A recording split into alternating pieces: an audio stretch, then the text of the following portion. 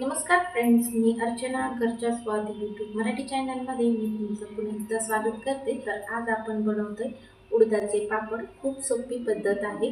मी घरच्या स्वाद या चॅनलवर नेहमीच एकदम सोप्या रेसिपीज दाखवते. तर चॅनलवर जर नवीन असाल तर चॅनलला लाईक, शेअर आणि सबस्क्राईब करा आणि बेल आयकॉनवर क्लिक करा. त्यामुळे सगळ्यात अगोदर नोटिफिकेशन. 1 किलो उडदाची डाळ घेतलेली आहे. ही आपल्याला वस्त्रगाळ करून याच्यातलं जे पीठ आहे ते काढून घ्यायचं आहे. तर 1 किलो उडदाच्या डाळीसाठी इथं मी पाव किलो मुगाची डाळ घेतलेली आहे. ही सुद्धा वस्त्रगाळ करून घ्यायची आहे. उडदाची डाळ आणि मूग डाळ आपल्याला मिक्स करून घ्यायची आणि ही जी डाळ आहे ती तुम्ही जे घरगुती बारकी गिरण असते त्यावर डाळ दळून आणायची आहे. आता इथं मी आपली जी घरगुती बारीक गिरण असते त्याच्यावर बारीक दळून आणलेलं आहे. त्या गिरणीवाल्याला सांगायचं आपल्याला एकदम बारीक हे पीठ दळून आणायचं आहे. तुम्ही बघताय अशा पद्धतीनं. तर आपण ना रेडीमेड मसाला वापरून हे घरगुती मसाला तयार करून घरच्या घरी आपले उडदाचे पापड कसे बनवायचे त्याची सुद्धा रेसिपी मी चॅनलवर अपलोड केलेली आहे. त्याची लिंक मी डिस्क्रिप्शन बॉक्समध्ये देत आहे. प्लीज तिथे क्लिक करा आणि तुम्ही ते सुद्धा व्हिडिओ बघू शकताय. आपली 1.25 किलो दोन्ही मिळून डाळ आहे. तर त्यासाठी मी इथं 1 पाकिटचा वापर केलेला आहे. तर जी आपली रेडीमेड मसाला असतो त्यामध्ये जी काळी मिरी असते ती खूप मोठी असते. जेव्हा आपण पापड लाटत असतो त्यावेळी ते पापड फाटतात.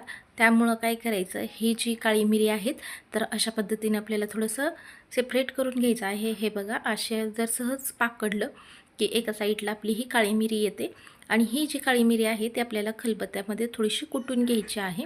त्यामुळे आपल्याला पापड लाटता येतात सहज आणि ते फाटतसुद्धा नाहीत. हे बघा, अशा पद्धतीने आपल्याला हे कुटून घ्यायचं आहे आणि यामध्येच जो आपला मसाला आहे त्यामध्ये टाकायचं. गॅसवर पाणी गरम झालं की जो रेडीमेड मसाला आहे तो घालायचा. एक उकळी आल्यानंतर हा जो मसाला आहे तो मऊ पडतो आणि पापड लाटताना सुद्धा ते इझी होतात, फ्लेवर्स उतरतात या पाण्यामध्ये. त्यामुळे आपल्याला एक उकळी काढून घ्यायची. तुम्ही बघताय मस्त असं मी हा 1-2 मिनिटभर पापड मसाला या पाण्यामध्ये शिजवून घेतला आहे आणि गॅस बंद करायचा. गॅस बंद झाल्यानंतर पाणी पूर्णपणे थंड होऊ द्यायचं. आता जे दळलेलं पीठ होतं ते एका मोठ्या परातीमध्ये काढून घ्यायचं. तुम्हाला जर किती लाटायचं आहे पापड त्यानुसार तुम्ही हे पीठ मळू शकताय. हे पीठ मळल्यानंतर 2 दिवससुद्धा आपण एअरटाईट कंटेनरमध्ये ठेवू शकता. तर मी यामधलं सगळंच पीठ मळून घेणार आहे, कारण आपण 1.25 किलो डाळीचे पीठ दळून आणलेलं आहे. जेव्हा पीठ दळतो त्यावेळी थोडंसं पीठ जास्त येतं. तर 2 बॅच करून मी हे सगळं पीठ आता मळून घेणार आहे. आता ह्यामध्येच आता आपण जे मसाला करून ठेवलेलं पाणी होतं ते थोडंसं घालायचं, कारण उडदाच्या डाळीच्या पिठामध्ये पाणी जास्त लागत नाही. थोड्या पाण्यामध्ये हे पीठ पटकन मळलं जातं. पीठ जर पातळ झालं तर आपल्याला पापड लाटता येत नाही. त्यामुळे यामध्ये थोडंसं पाणी घालून हे पीठ घट्टसर मळून घ्यायचं आहे. पाणी थोडंसं कोमट आहे त्यामुळे मी हे हलक्या हाताने पीठ मिक्स करून घेत आहे. तर हे पीठ आपल्याला थोडंसं पाणी घालून घट्टसर मळून घ्यायचं. अशा प्रकारे मी हे सगळं पीठ घेऊन सर्व पाणी वापरून हे पीठ मी मळून घेतलेलं आहे. लक्षात ठेवा, पाणी एकदम जास्त टाकायचं नाही. जर तुमचं पीठ पातळ झालं तर पापड अजिबात लाटता येत नाहीत. पीठ घट्ट मळायचं, जसं आपण पोळीसाठी पीठ मळतो त्यापेक्षाही घट्ट पीठ मळायचं आहे. आणि हे पीठ मळत असताना आपल्याला सतत चांगलं घट्ट मळून घ्यायचं आहे एकसारखं. तुम्ही बघताय मी अशा पद्धतीनं हे पीठ घट्टसर मळून घेतलेलं आहे. आणि इथं आपल्याला जी पापड लाटण्यासाठी मी त्यातलंच थोडंसं सुकं पीठ ठेवलेलं आहे. हे पीठ आपण पापड लाटण्यासाठी वापरणार आहोत. तर हे एका साईडला ठेवून देते. आता हे मी रात्रीचं पीठ भिजायला ठेवणार आहे रात्रभर, म्हणजे जे आपलं उडदाच्या पापडाचं पीठ आहे ते चांगलं भिजलं जातं. अशा पद्धतीनं आपल्याला रात्रभर ठेवायचं आहे. तुम्ही एखाद्या आपली प्लास्टिकची जी पिशवी असते त्याच्यामध्ये सुद्धा ठेवलं तरी चालेल. नंतर ना मी हे पीठ जे आहे ते एका प्लॅस्टिकच्या पिशवीमध्ये, आपल्या जी डीमार्टची पिशवी असते ना त्यामध्ये, किंवा दुसरी कुठलीही पॉलिथिन असेल त्याच्यामध्ये भरून ठेवा, म्हणजे जे पीठ आहे एकदम मऊसूत छान येतं. आणि दुसऱ्या दिवशी सकाळी मी हे 7 ते 8 तास पीठ भिजायला ठेवलेलं होतं आणि तुम्ही बघताय मऊसूद असं हे पीठ आपलं झालेलं आहे. खूप छान असं हे पीठ होतं. हे पीठ खूप छान मऊ झाल्यामुळं आपल्याला जास्त कुटायची गरज नाही. पण हे जे पापड आहेत चांगले फुलण्यासाठी, त्याचबरोबर जे उडदाची पापडाची टेस्ट छान लागण्यासाठी कुठलं की आपले पापड आहेत ना एकदम हलके फुलके होतात जेव्हा आपण तळतो त्यावेळी. अशा पद्धतीनं तुम्ही जेवढं जास्त कुटाल तेवढे आपले जे पापड आहेत ते हलके होतात, कुरकुरीत होतात. आणि मी हे उडदाचे जे पीठ आहे एक 5 मिनिटभर छानपैकी कुटून घेतलेलं आहे.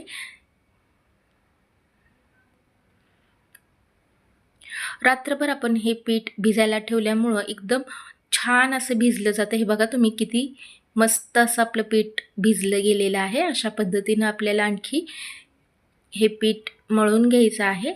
जसं आपण धुणं पिळतो त्या पद्धतीने मळून घ्यायचं आहे. हे असं एक 5 मिनिटभर करून घ्यायचं आहे, म्हणजे आपले जे पिठामध्ये लवचिकपणा जास्त येतो आणि पीठ जेव्हा आपण उडदाचे पापड लाटतो त्यावेळी पटपट लाटले जातात, हाताला जास्त त्रास पडत नाही. हे बघा मस्त असं स्टिची पीठ झालेलं आहे. आणि जे आपलं उरलेलं पीठ आहे ते आपल्याला अशा पद्धतीनं एका पॉलिथिनमध्ये झाकून हवाबंद डब्यामध्ये ठेवायचं, म्हणजे ते छान राहतं. आणि जेवढं आपल्याला पापड लाटायचे आहेत तेवढ्या क्वांटिटीमध्येच आपल्याला थोडंसं पीठ घेऊन त्याचे जे छोटे छोटे बॉल्स आहेत ते बनवून घ्यायचे आहेत. तर अशा पद्धतीनं पटकन होण्यासाठी एक रोल करायचा. आपल्याला केवढ्या साईजमध्ये तुम्हाला ना पापड बनवायचे त्या साईजनुसार याचे जे छोटे छोटे पेढे आहेत किंवा बॉल्स ते बनवून घ्यायचे आहेत. तर मी मीडियम साईजमध्ये बनवणार आहे, तर त्यासाठी मी लिंबापेक्षा छोट्या साईजमध्ये, आपला जो पेढ्याचा साईज आहे त्याच्यापेक्षा थोडंसं मोठं हे जे घेतलेले आहेत बॉल्स.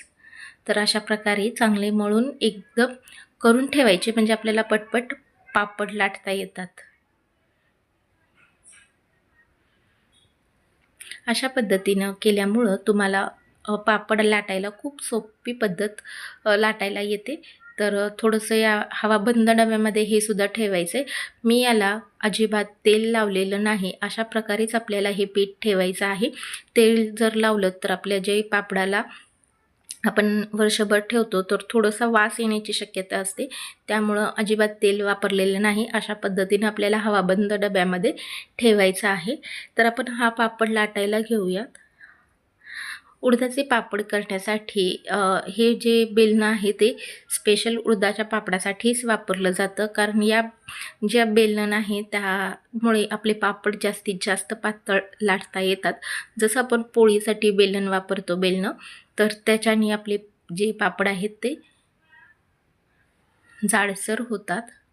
तर तुम्ही बघताय अजिबात मेहनत लागत नाही. आपले पापड पटकन छान लाटले जातात, अजिबात चिरत नाही, कारण आपण पीठ रात्रभर भिजवलंय, चांगलं कुटलंय, त्याचबरोबर चांगलं स्ट्रेच करून हे पीठ मळून घेतलेलं आहे. हे बघा अशा पद्धतीने आपल्याला एकदम पातळ लाटून घ्यायचं आहे. खूप जाडसर लाटायचं नाही किंवा खूप पातळसर लाटायचं नाही, कारण कसं खूप जर तुम्ही पातळ लाटलं तर ते पापड तुटतात. आणि इथं बघताय अशा प्रकारे मी हे पापड पूर्णपणे मस्त असा लाटून घेतलाय. आपण जेव्हा मसाला भाजला होता त्यामुळे पापड अजिबात कुठेही फाटलेला नाही. मसाला जो आहे तो एकदम व्यवस्थित लाटला जातोय. हे बघा किती छान झालेत गोल गरगरीत, अजिबात चीर नाही, काय नाही. आणि लाटायला म्हणजे इझी पडतं. तर इथं मी हे सगळे पापड अशा प्रकारेच अगोदर थोडंसं पीठ लावायचं, म्हणजे आपला जो पापड आहे लाटायला इझी पडतं. अशा प्रकारे आपल्याला हे सर्व पापड छानपैकी लाटून घ्यायचे आहेत. अजिबात मेहनत लागत नाही. तुम्ही इथं तेलाचा वापर जर केलात तर तुमच्या पापडाचा जो वास आहे तो थोडाफार येऊ लागतो, त्यामुळे तेलाचा वापर शक्यतो करू नका. हे बघा, पातळ लाटायचं एकदम. जेव्हा तुम्ही उडदाचे पापड करताय, व्हिडिओमध्ये बघताय तुम्ही, अशा प्रकारचंच बेलणं तुम्हाला आणायचं आहे आणि त्यानेच हे पापड लाटायचे आहेत. हे बघा किती छान मस्त पातळ गोल गरगरीत आपले पापड होतात.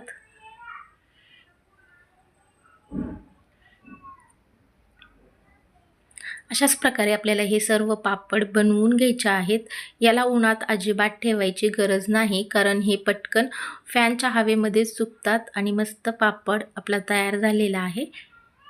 हे बघा, अशा प्रकारे हे पापड ना मी फॅनच्या हवेखालीच दिवसभर सुकायला ठेवलेलं होतं. जसजसं हे पापड हडकतात ना, तुम्ही बघताय याचा जो शेप आहे तो बदलायला येतो. थोडंसं हडकलं की अशा प्रकारे व्हिडिओमध्ये दाखवल्याप्रमाणे एकावर एक आपल्याला हे पापड ठेवायचे आहेत, म्हणजे ते प्लेन राहतात. हे बघा, अशा प्रकारे आपल्याला अलटून पलटून हे पापड सुकवायचे आहेत. जर तुमचा पापड जास्त जर सुकलेला असेल तर एकावर एक ठेवून द्यायचा आहे. हे बघा, मी इथं सगळे पापड लाटून घेत आहे. जसजसं हे सुकत आहेत तसं मी ते अलटून पलटून घेते. ह्या पापडाला जर तुम्ही उन्हामध्ये ठेवलं तर ते तुटू शकतात, त्यामुळे उन्हात ठेवायचं नाही. आणि अशा प्रकारे आपल्याला एकावर एक हे सगळे पापड ठेवायचे आहेत. जेव्हा आपले पापड चांगले सुकतात त्यावेळी, आणि दुसऱ्या दिवशी सुद्धा तुम्हाला फॅन खाली पूर्ण दिवसभर एक 4 ते 5 तासासाठी पुन्हा एकदा सुकवायचं आहे. जर चांगलं सुकवलं तर हे पापड वर्षभर आरामशीर टिकतात आणि चांगले सुकल्यामुळं अजिबात कीड वगैरे लागत नाही. पापडांना सुद्धा एखाद्या वेळी काय होतं, तुम्ही जर पापड चांगले सुकवले नाहीत किंवा पीठ कुटलं नाही तर पापडांना कीड लागू शकते. त्यामुळे अशा प्रकारे तुम्ही नक्की ट्राय करा. तर इथं मी पापड तळायला घेतलेला आहे. गरम तेल खूप करायचं नाही, मीडियम गॅसवर हे पापड तळून घ्यायचे आहेत. तेल जास्त गरम झालं की हे पिवळेसर होतात. आणि तुम्ही बघताय मस्त असे आपले जे पापड आहेत ते तळतात. चांगले फुगायला लागलेले आहेत आपले पापड तेलात टाकले की. हे बघा, जेव्हा आपलं उडदाचे पापड तुम्ही करताना हे बबल्स जे आहेत ना, हे येणे खूप महत्त्वाचं आहे, कारण ते एकदम हलके फुलके आणि टेस्टी लागतात पापड. अशा प्रकारे जर झाले तर तुम्ही या पापडाला ना भाजूनसुद्धा खाऊ शकताय. भाजल्यानंतरनं सुद्धा खूप छान लागतात हे पापड, आणि तळूनसुद्धा तुम्ही हे खाऊ शकतात. हे बघा, मस्त असं अजिबात पिवळसर होत नाहीत. आता तेल थोडंसं गरम झालेलं आहे माझं, त्यामुळे अशा प्रकारे तुम्ही सुद्धा हे पापड आरामशीर एक वर्षभर करून ठेवू शकताय. हे बघा, अशा प्रकारे खायलासुद्धा खूप छान लागतात. तुम्ही याचा मसाला पापड करू शकताय किंवा पापड चाट करू शकताय. एकदम टेस्टी असं हे पापड होतात. हे पापड ना तुम्ही पिशवीमध्ये भरायचं आणि हवाबंद डब्यामध्ये ठेवायचं, म्हणजे ते आरामशीर एक वर्ष टिकतात. जर तुम्हाला वाटलं की तुमचा जर पापड ओलसर आहे तर थोडासा तो तुम्ही फॅन खाली सुद्धा ठेवू शकता आणि नंतर ना हवाबंद डब्यामध्ये पण पुन्हा भरा. तर हे बघा, आपले उडदाचे पापड किती मस्त असे तळलेले आहेत आणि मस्त असे पातळ पण झालेले आहेत. हे बघा, खूप छान झालेत. बबल्स, हे जे छोटे छोटेसे बबल्स दिसत आहेत तर तुम्हाला हे अशा प्रकारे आले पाहिजेत, त्यामुळे आपला पापड अधिक चविष्ट लागतो.